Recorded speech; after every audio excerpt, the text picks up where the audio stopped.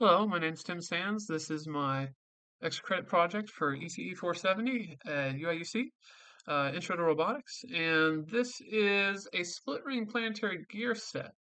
This is one component of it. You can see it's partially printed and it's stopped mid-print here. This is actually a knuckle linkage, the ring gear, or essentially, for this robot that I'm going to show you. Let me flip that up.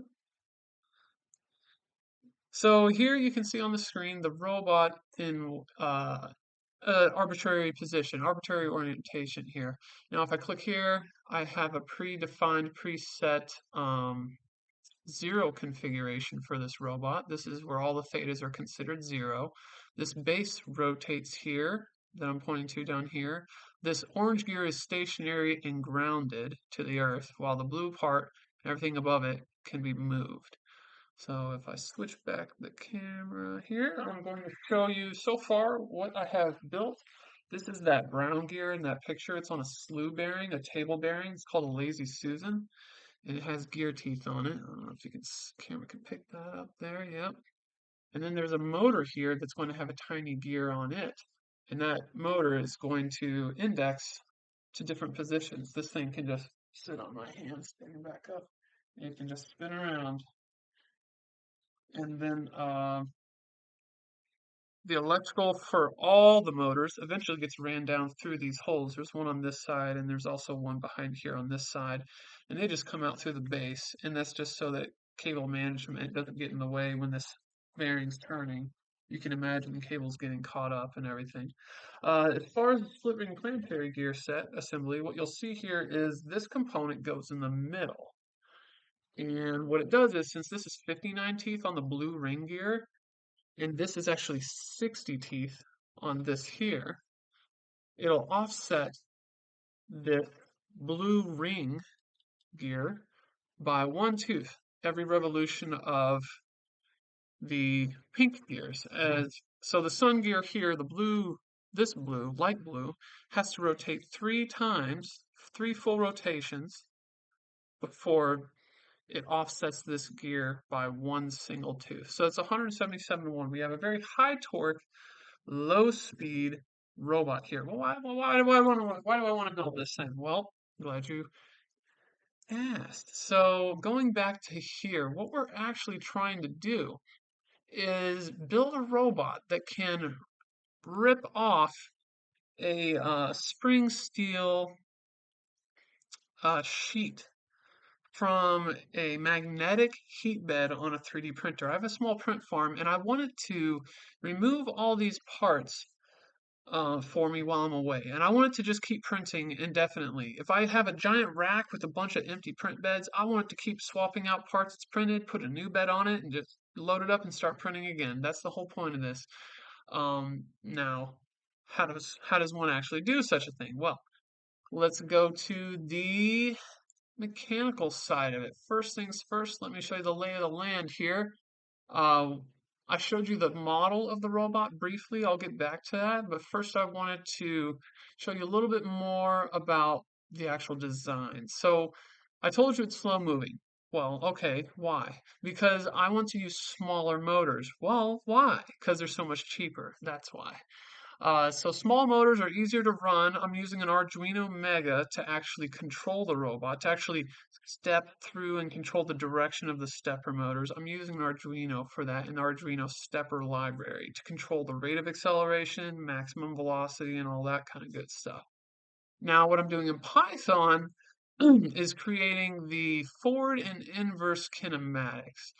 If I hop to the kinematics section, you'll see here is the forward kinematics for this robot in its zero configuration. You can see the Jacobian calculated down below here as well. But essentially, it is a very simple forward kinematics to calculate. It's very straightforward. What is not so straightforward is the inverse kinematics here, just like any open chain robot is. It's a little more complicated than closed chain. But what we have here is we have our joints here, theta 1 all the way to theta 6 here. Theta 6 is not modeled yet. It is going to be a clamping hand mechanism. and we have two joints that rotate perpendicular to the collinear with a linkage. So like theta 1 here, the axis of rotation is collinear with this linkage L1, and so is L4 with linkage, with rotation theta 5. And what that does, it allows me to rotate the boom around and then rotate the knuckle slightly to make sure I grab that build plate as flat and straight as possible, and I'm going to just peel it off the heat bed and then pull it back. Well, this plays into why we need such a high torque in slow speed moving robot, because those print beds, although they're lightweight, thin pieces of metal, the magnetic attraction of the build plate on the hotbed, is very, very, very, very large. It's hard to pull off even just manually with your hands. It takes at least like 15 pounds of force. And so we need this robot all the way out here with its arm to be able to grab and lift up 15 pounds. When you're removing these beds in real life, you're actually only doing it really close to you. You're lifting up and you have mechanical advantage. But if you have your arm extended straight out and you're trying to lift up 15 pounds, it's a lot harder. You need a much larger torque back here at your shoulder. And that again is why we have such a great gear reduction in a slow moving robot here. It's partly because it's cheaper. I can use smaller motors. And second, I don't need it to be fast. I'm far away. And all it's doing is switching out print beds and just printing again for another 24-hour period. Moving on, we are going to look at a couple configurations of the robot for entertainment purposes. This is its 0 configuration, and then you could pivot it over this way via theta 2, and then theta 3 could be pivoted there, and theta 4 pivoted there. This is theta 4, that axis of rotation. Theta 5 here would be rotating about this axis. I haven't animated that here just for the sake of time. And when I'm saying theta 1, theta 2, theta 3, theta 4, it's these thetas up here that I'm referring to. I'm referring to rotating about these joints right here, these giant pink dots right here. So when you hear me call out theta 4, I'm talking about this dot right here or this dot right here, for those that are not familiar with robots and somehow stumbled upon this YouTube video. For my professor and everyone else that's actually grading this, let's move on to the interesting stuff. So with the coding and the operational structure of this robot, it gets very interesting. I'm going to attach this as a PDF in the email. If you want to read it, you can.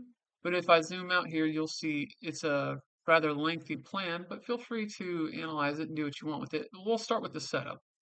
So the setup's going to be like this. My plan is this. We would take the robot and plop it, bolt it to the ground somewhere, bolt the base. Bolt this giant gear piece somewhere with these 4 connections that are on the base here. Bolt it down to a giant piece of wood or some structure that's really stiff and rigid. And then we also have our print farm. So the print farm is also rigidly mounted to walls and to the floor at the same time. So its position is fixed. And same with the rack where the printed parts are stored after they've been printed, as well as empty print beds that are ready to be put on and be printed upon. So what I want the robot to do is, for the initialization sequence, we're going to first take the robot, tell it to hit its limit switches that are mounted, let me see here, that are mounted right here. There's going to be a limit switch here and one on this side as well.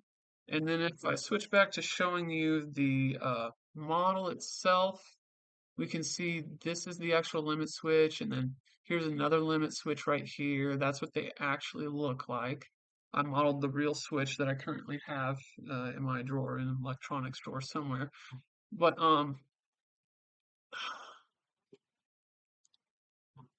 what we're going to do is take 3 points. We're going to take 3 points. I'm thinking of just taking screws and painting their heads like a very, very unique, bright red that's very reflective and a very concrete, clean hue it's a very even color, so that when I use blob search, it's able to find those colors, the heads of the screws or the nails, whatever I end up using, and I'm going to screw them in to the front face of the wood's beam joists, the joists that are supporting the shelves that hold all the printers.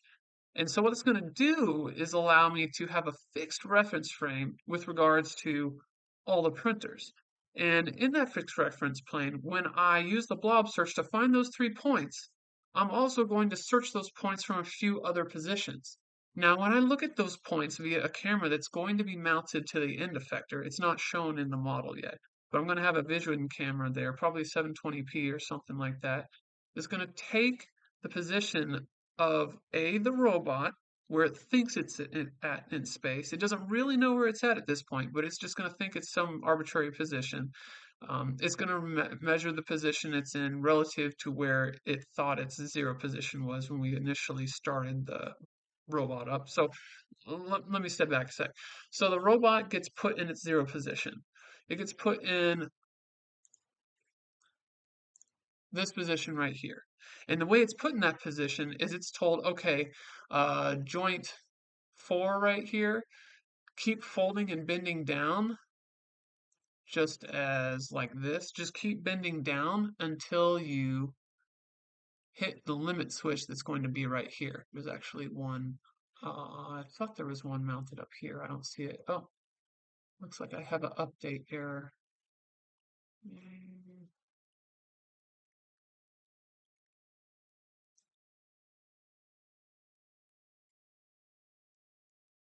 All right, we're back. Sorry about that, but the limit switches here, essentially, this is going to keep rotating the ring gear portion of the split ring planetary gear train is going to rotate till it hits one of these limit switches, either the other side or this side.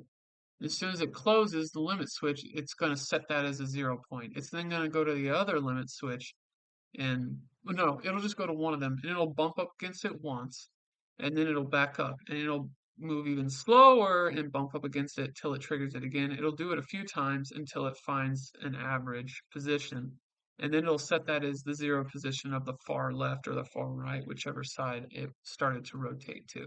Like if it starts rotating counterclockwise, it's going to hit this one first on the top here and then it would make that 0 or sorry, negative 110 degrees, because I think back here under mechanical, we have, oh, not mechanical, kinematics.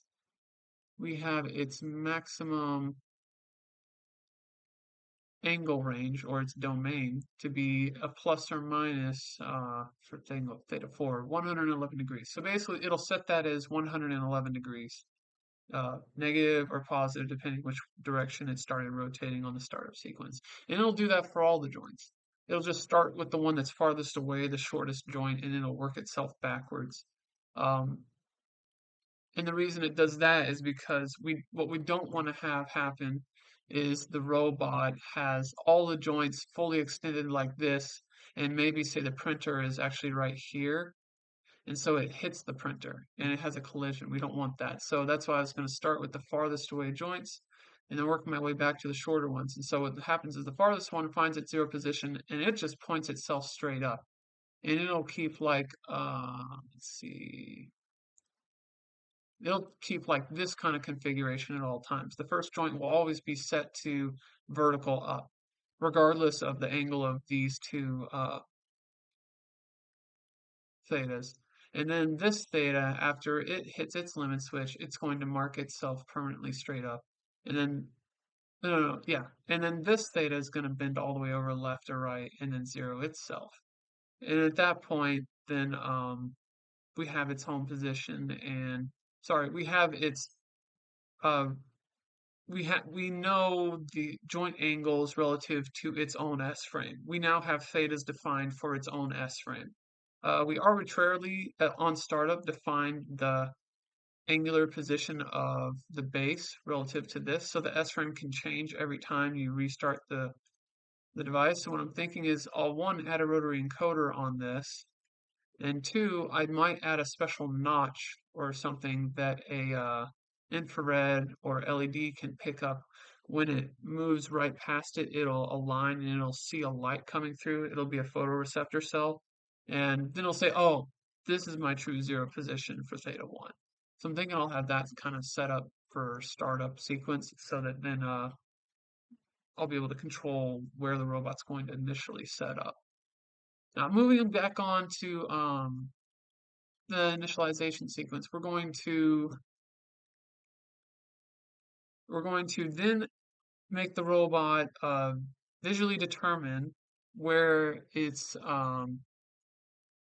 where those three permanent red dots are. The permanent home position points, I should call them, that are mounted to the wood structure of where the printers are located. This way, if someone bumps the table, if the robot gets bumped and is moved, if the wood warps because, it's out in a shed, the wood's going to expand and contract. If there's warpage or whatnot, it's going to be able to adjust for that. The printer should still be in the same position relative to each other because they're bolted down on metal frameworks on the top of the table, but the actual supporting structure is a wood frame. And that also has sheet metal coming over it that screws will then go through. So the robot's going to use its vision camera. We're first going to manually jog it there. We're going to jog the stepper motors. We're going to go on our simulated terminal teach pendant, basically, that I'm going to emulate in um, either a Python script or I'll make some kind of window that allows me to interact and jog through stepper motors. Just allows me to send commands to the Arduino to cycle and step the stepper motors a certain amount of steps in a certain direction to get certain angles achieved. Or essentially I'll be able to say turn theta 1 into 15 degrees or negative 10 degrees. I'll be able to do that. And we'll get it close to where the home position 3 points are. And once it's at that 3 home position, it's going to decide, okay, here are the 3 points from this perspective. And it's like, okay.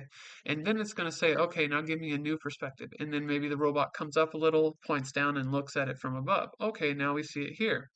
And then it's like, okay, we think it's in this position relative to those three. And then it'll move to a third position.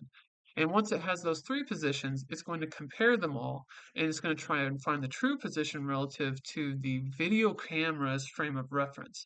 And since I already have a predefined configuration matrix or rotation matrix to go from the camera's frame of reference to the TCP, what I can then do is take the home position from those three dots that's been determined. One, I can turn it into a plane. So now I have a giant plane going vertical, perfectly parallel with the face of the print farm's workbench. And I can use that also as a safety measure for making it so the robot won't collide with the framework that's enclosing the printers, or it just won't smash the printers. Basically, I can define safe zones with that plane that's created from those 3 points. And secondly, I can now recover all the positions of all those printers and all the racks and everything that's been set up relative to those three red dots. And that'll make it easy moving forward if I need to modify the robot. You can also see in the robot that I have these linkages here that are actually removable. See, this one says 250 millimeters. This one down here says 300. I made it so that I can change them to various lengths because I'm not quite sure where I'm going to mount this. And I want to be able to swap that out.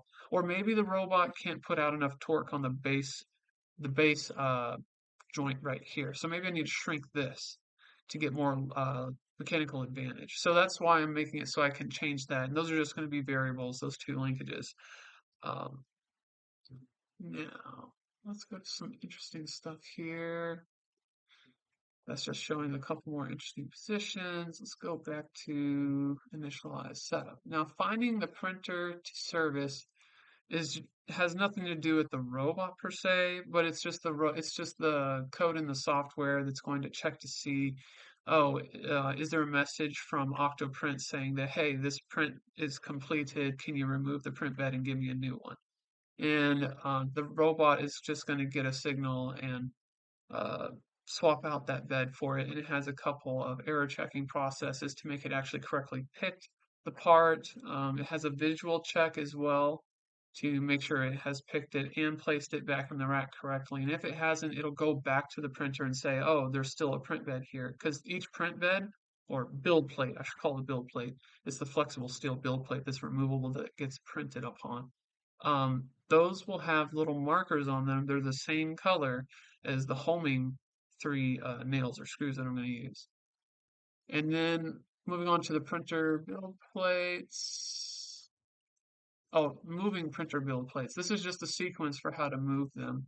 Uh, it talks about the motion of how I'm going to actually peel back the print sheet. I'm not just going to lift straight up. It won't work.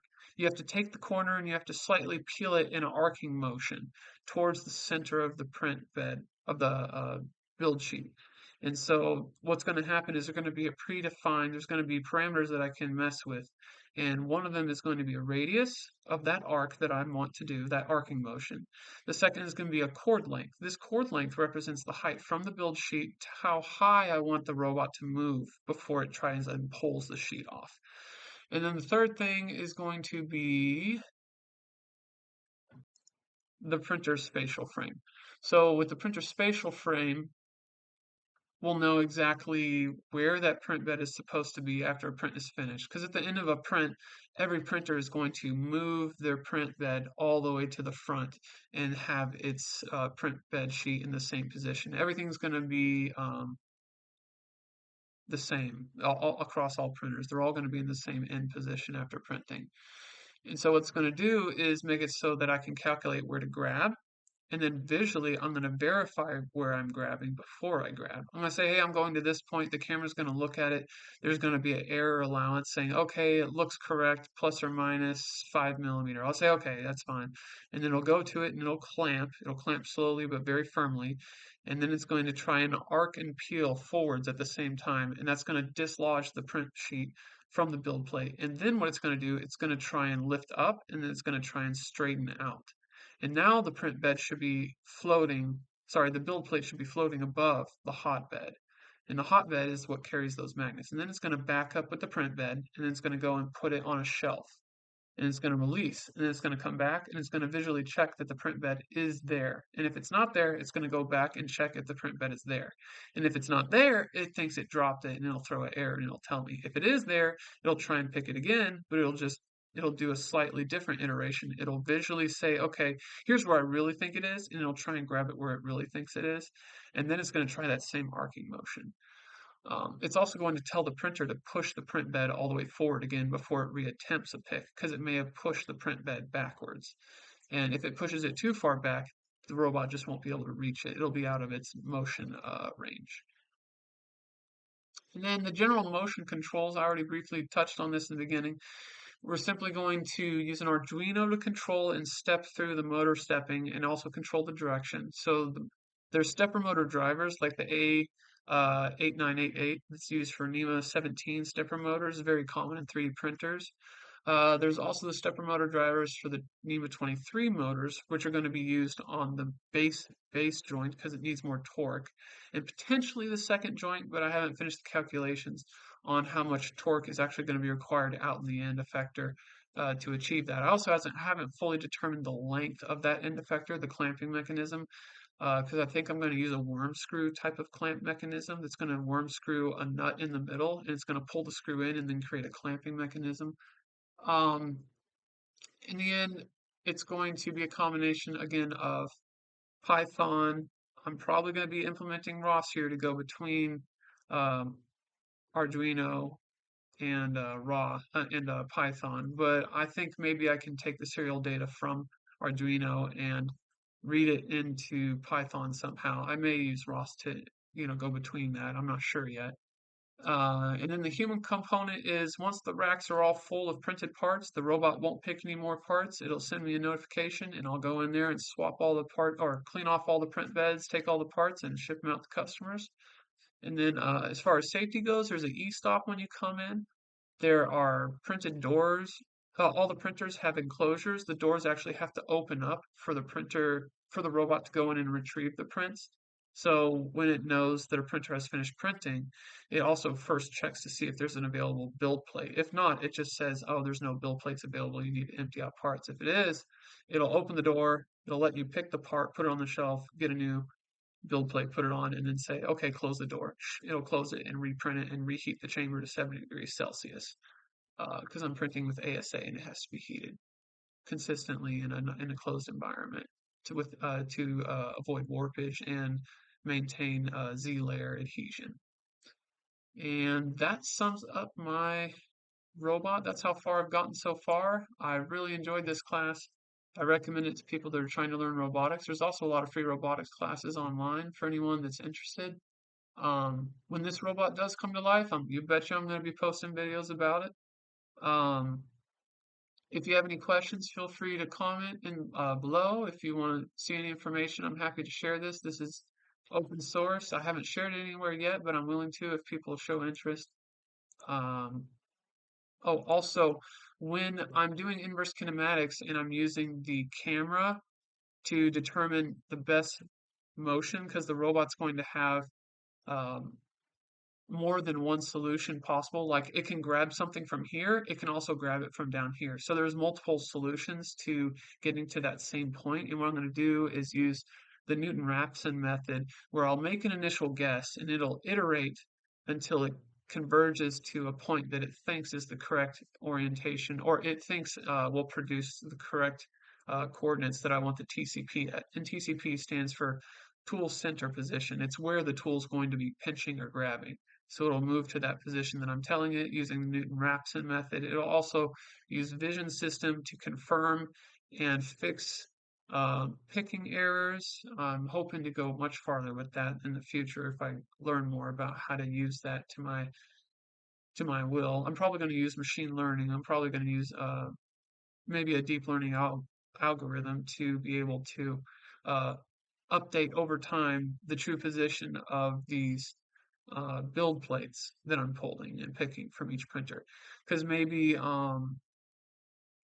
it's not really where I initially homed it and there's a better way to pick it. And if it keeps having a failed pick, and it'll start to correct itself saying, this is the real location matrix that you want to be using for this printer. This is the tag ID. Like each printer has a tag ID and it's going to say, okay, here is where you really want to have your TCP go and then clamp. And here's the true arc that you want it to arc to be able to successfully pick and pull this part. So I'm thinking I'll implement something like that so that it's A, easier to set up, B, more robust, less likely to throw errors and fail if I'm far away, and ultimately hoping it makes me a lot of money by making printed parts consistently. Thanks for watching. Bye-bye.